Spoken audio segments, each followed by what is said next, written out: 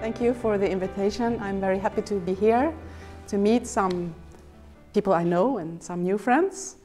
And before I start, I say just a few words about myself, why I came, well, how it happened that I started teaching or writing about the theme of the theology of the body. I grew up in Stockholm in the 60s and 70s, so I was kind of the first generation of the sexual liberation. So all the education I got in school was the same as today, maybe not as extreme, but still. And but when I became a Christian, I was 24 years old, and I was 25 when I became a Catholic. It was an immense discovery. It was like a revolution when I found the teaching of the Pope John Paul II on the human sexuality. And I thought, wow, why didn't anyone tell me this? This is really the truth. I felt it, this is the truth. This is a liberating truth. This is a restoring, this restores my dignity as a human person and as a woman. So I was really, I would say, healed from all the lies of the society.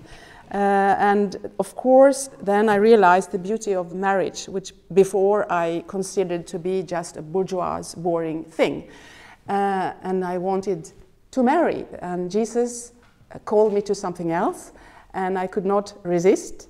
So I entered the monastery in France, 1990.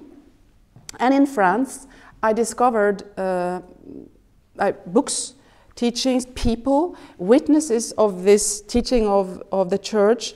They were very free, and they could really witness about the happiness, the good of the teaching. And it was not just, you know, prohibitions and laws and so on, but something liberating. Couples, priests, retreats for young people, and so on. And then I came back to Sweden 1996, 95, and in the church, young people or people and the news, the papers, and they were still so much into the law, what is forbidden and what is allowed, and you are not allowed to cohabit because it's forbidden. I mean, and so this is not very motivating. And I pray, Jesus, we need the same kind of witnesses here, so that young people can choose this out of free will, not as an obligation. Älska och gör det du vill. You know, choose it yourself, not because the Pope tells you. So I prayed, Jesus, you have to have the same kind of people here. And nothing happened, and I prayed, and finally there was an answer when Jesus said, do it yourself.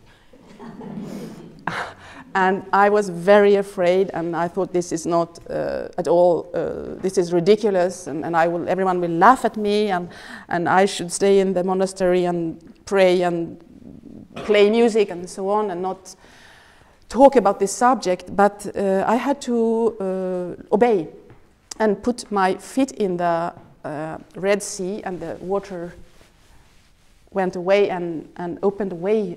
And the young people came. We started with retreats in the monastery. And so there was a very enthusiastic response from young people. I would say the older generation in the church were very negative and hostile, but the young people were thirsty for this. So this is how it started. And finally, I could not respond to the demands. So I wrote the first book, Till man och kvinna skapade han dem, which is really an introduction of the whole teaching of John Paul II. And I thought, now I've written the book, now it's finished, I can stop teaching and go back to the monastic life. And it was just the opposite that happened, that there were more demands. And it sort of evolved also to the second book, which is an easier version. It's the same teaching, but with more simple words for teenagers, younger people, but I discovered that also older people can benefit from this. So this is a little bit about, you know, why I am here today also. And I will start now by giving, before we enter the teaching, the good teaching of the church, I will give kind of context and a background. So many people, maybe most of us, have this conscious or unconscious presupposition that our body is not so spiritual, that the body is somehow lower degree than the soul, or that there is an opposition between body and soul. We go to the scripture. For what the flesh desires is opposed to the spirit, and what the spirit desires is opposed to the flesh. For these are opposed to each other to prevent you from doing what you want. This is just one example. Or, wretched man that I am, who will rescue me from this body of death? This is St. Paul. I punish my body and enslave it, 1 Corinthians, and so on. So there is this implicit conviction among believers, and even more in our society, that the Christian faith means dualism between body and soul. I think you agree with me. Many people think so. And for example, with all these scandals, the horrible scandals in the church, there was a famous Swedish professor in psychology of religion, an author of many books, quite learned. And in Dagens Nyheter, the Swedish paper, he explains that the sexual abuses in the church the reason was, quote, the church teaching of body and soul as separated. So even a famous professor can be so fundamentally wrong, because it's the opposite that is true. Our faith is the religion that has overcome this gap between body and soul that you find in so many other religious traditions. In the Eastern religions, where I have myself frequented, the body is considered to be an illusion, Maya. It's kind of husk in which you are reincarnated, and the whole goal is to get out of the body. Get out of the illusion of the body. Or according to different kind of Gnostic teachings, the body and matter is evil. Marriage is evil. I know you have this, it's Qatar and so on, Manichaeism. And man in those visions is a pure soul, fallen into matter and imprisoned in matter. So the Bible, on the contrary, teaches us that all that God has created is good. And God forms man out of soil from the earth, breathing his spirit through his nose. So man is not a spirit trapped in matter. We are matter filled with the spirit. A unity of body and soul. Your body, here in fact I quote Christopher West, who will come, so this is from his book. Your body is not, I think it's him, is not a symbol of your person, like a sign on the road pointing to a city. Your body is you, reveals who you are. When your body is touched, you are touched. If someone takes your hand, you can be moved emotionally.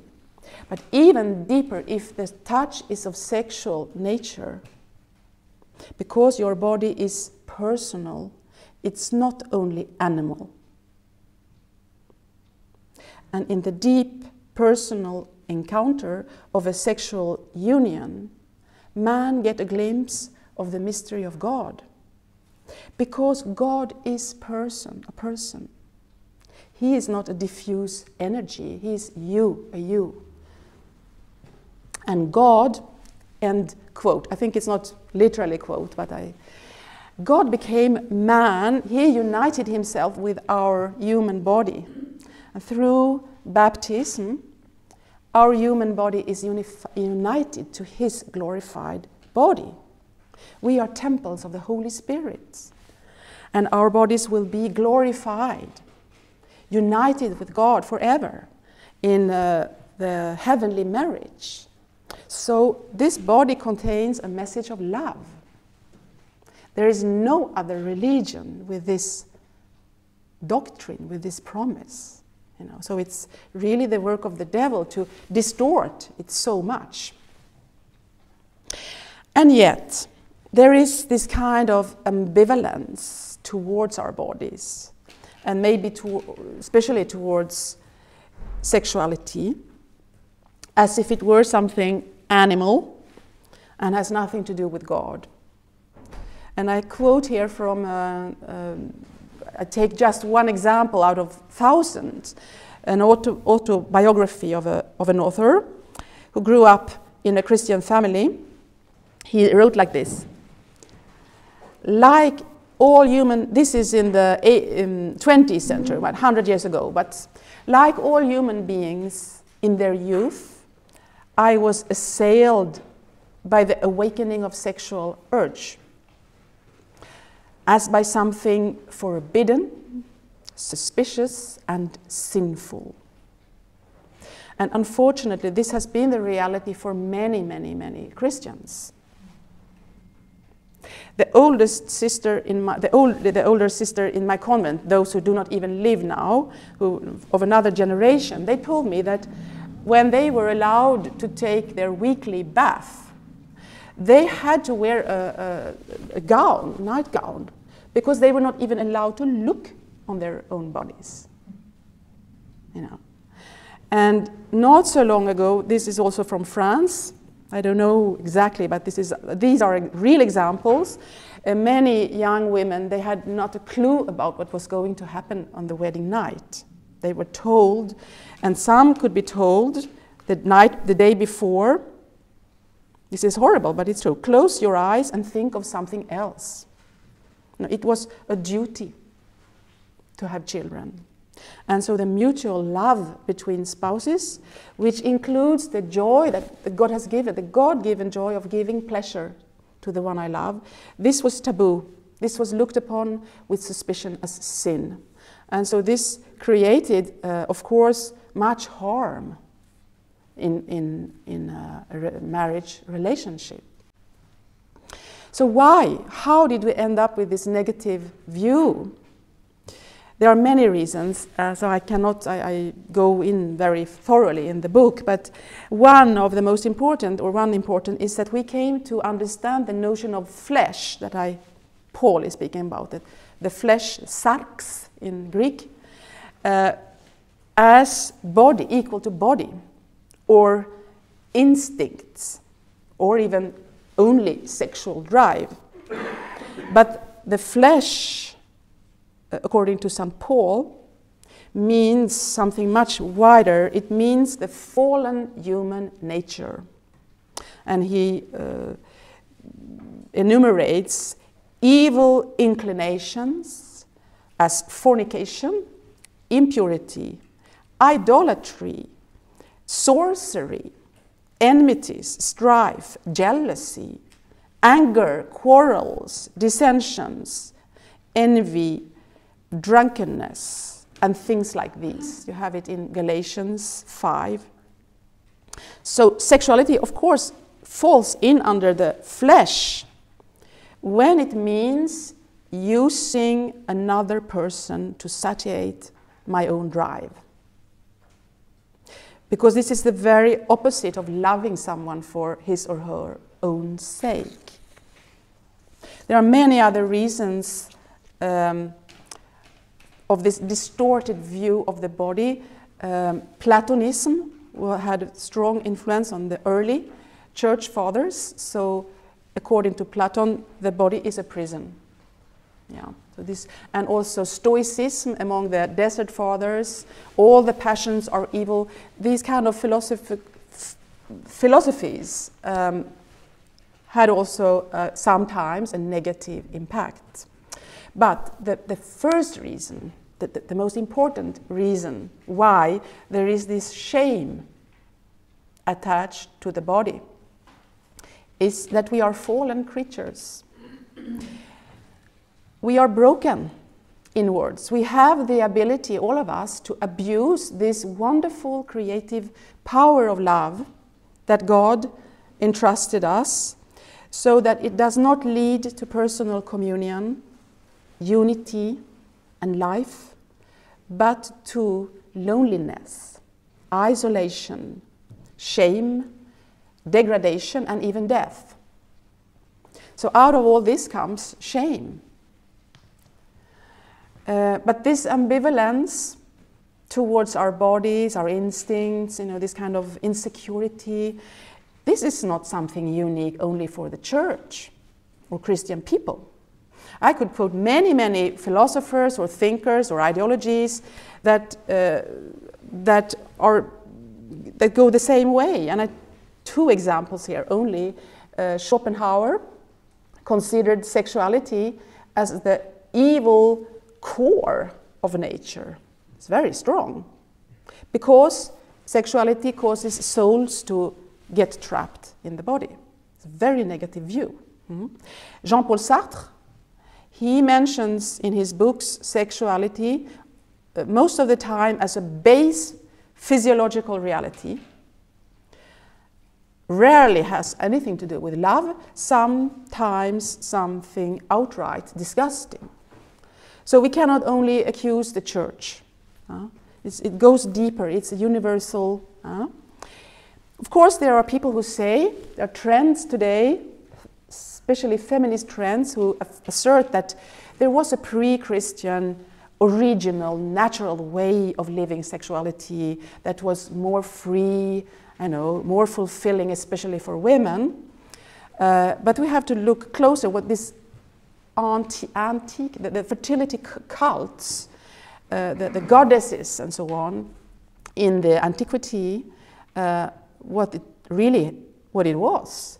You had male or female prostitutes in the temple, and they acted as substitute gods. And you could come to the temple, you offered some money or gifts of some kind, and so that they performed these sexual rites, and you expected to get some benefit from this, good harvest, cattle, benefits from the gods. So this means, in fact, using the human body as an object to get something out of it. And this is the very opposite of gracious love. This is really abusing people as objects. And so it's quite a lie to I've read books where really this is sort of put up as a wonderful example of how free people were before Christianity. But it's really an imprisonment, especially a degradation of. We have ended up now in the opposite trench. There is no more prohibition. There are no more prohibitions, shame, and so on. All this is gone, and sexuality is banalized, more or less forced upon young people as a funny distraction, or a psychological need, a physical need, like eating. You have to have sex so and so often, otherwise you go crazy. Something funny, exciting, always permitted, no responsibility. So it's really, it seems like the opposite. We'll see, it's the same thing, in fact.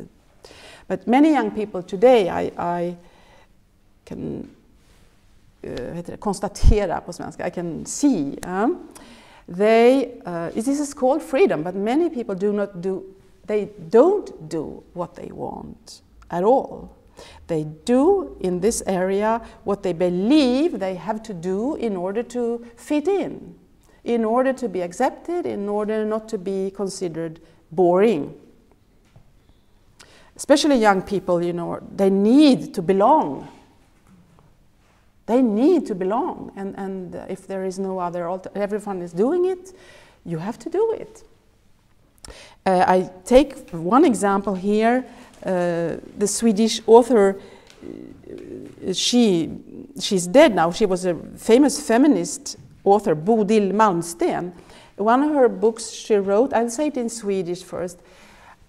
Alla dessa samlag som vi var tvungna att ta oss igenom för att få vara med om den sexuella revolutionen. All the sexual encounters that we had to get through in order to be part of the sexual revolution. And yet we call it freedom. This is not freedom at all. This is enslavement to an ideology. And Bodil Malmsteen, she admitted in some interview that she finally decided to live alone. She was fed up. And I understand her. It becomes just another obligation. So these two ways of understanding the body, either as sinful, suspicious, or as an object of pleasure, they are two sides of the same coin, the same contempt for the body. The body reduced to sheer matter. Physiological functions, chemical substances, a purely animal thing. We have a body today instead of being bodies. And one of the main causes of this split between body and soul also is actually René Descartes, the Cartesius. I think, therefore I am. This has caused a split. We are only our thoughts, and we look upon our body as if it were a machine. And if it's a machine, if it's just an object, if it's just a toy, it's quite understandable that you try to get as much fun as possible out of this machine. So this is why our culture proposes a vision of sex as entertainment, with no awareness of the very deep personal emotions that are involved in this act. And if the body is only an object, and I am the kind of proprietor of this machine, where nothing natural is given. I am a man, but I can become a woman. I am a woman. I can change. So the notion of sex, gender, man, woman, is completely changed. I quote here Judith Butler, the woman who, the gender theory. She's really the author of this. She writes, I can get up in the morning, look into my wardrobe and decide what gender I will be today. I can take a piece of clothing and change my gender, give it a new style, and then in the evening I change it again and become something radically different.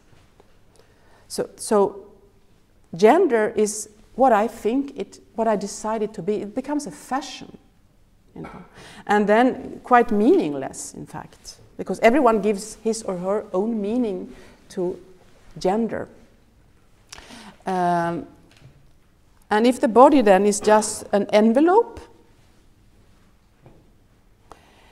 we are, in fact, reduced to androgyne spirits imprisoned in a body. This is the logical conclusion of the ideology of today. And it's a radical break with a biblical view of man as a living soul of body and spirit together. The medieval theology with St. Thomas at the summit, he taught that man is an incarnated soul. It's very beautiful. A spiritual reality. We are spirits, but we are the spirits visible in the body, concrete. I am a materialized soul. Body and soul are one. And they are one as matter and form are one. You know, you cannot have matter without any kind of form. And you cannot have a human body without the soul who gives the body form. You see? If the soul leaves the body when we die, it's no longer a body. It's a corpse. And it disintegrates. So the two go together. And when the soul leaves the body at death, it needs a new body to be completely human. All this now was kind of the background, you know it as well as me, but I wanted to just show it like this because the theology of the body is really the answer to this situation.